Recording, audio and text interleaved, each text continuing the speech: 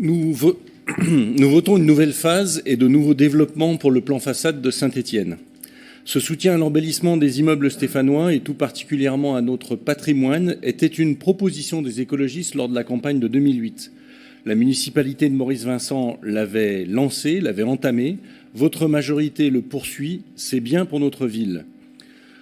Tous les Stéphanoises et Stéphanois l'ont vu, mais aussi et surtout les visiteurs. Notre ville est de plus en plus belle à chaque réalisation. Ces dernières années ont été marquées par de belles réalisations, rue du 11 novembre, rue Michelet, place d'Orient, place de l'Hôtel de Ville, plus récemment rue du Grand Moulin. C'est un bonheur de voir certains montrer de telles réalisations aux visiteurs qu'ils accueillent. Nos habitants deviennent ce qu'on appelle en tourisme des greeters. Vous amplifiez le mouvement et c'est pour nous sans doute sur tout le périmètre de la ville que maintenant il faudrait l'étendre.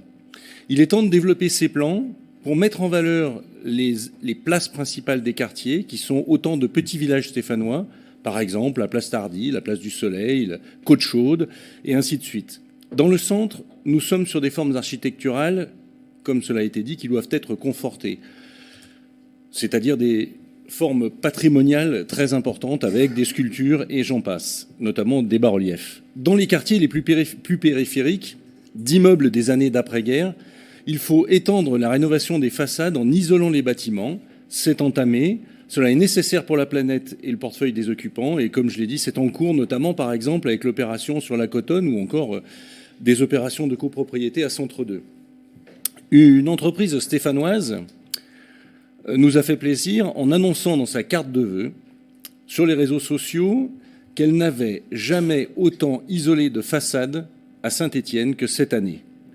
Ce n'est pas forcément uniquement votre action, l'action des collectivités, même les aides de l'État. C'est aussi celle des propriétaires et des bailleurs qui veulent voir réduire les charges de leur immeuble. Et cette action vient compléter ce qui est lancé par les collectivités. C'est le signe que les Stéphanoises et les Stéphanois sont prêts pour ce type d'action. Comme on l'a dit, Saint-Étienne abrite une des premières colonies de martinets à ventre blanc. Je connais bien la situation puisque j'abrite moi-même dans mon immeuble, dans mon appartement, 2 à 3 couples d'Apus melba. Et quand nous avons refait l'immeuble, et c'est là où je veux en venir, nous avons décidé de garder une anfractuosité pour garder ces couples. C'est le problème. Si Saint-Étienne rivalise avec Toulon sur l'accueil des colonies de martinets à ventre blanc, c'est quand même le signe que nous avons un très gros retard dans la rénovation de notre patrimoine immobilier.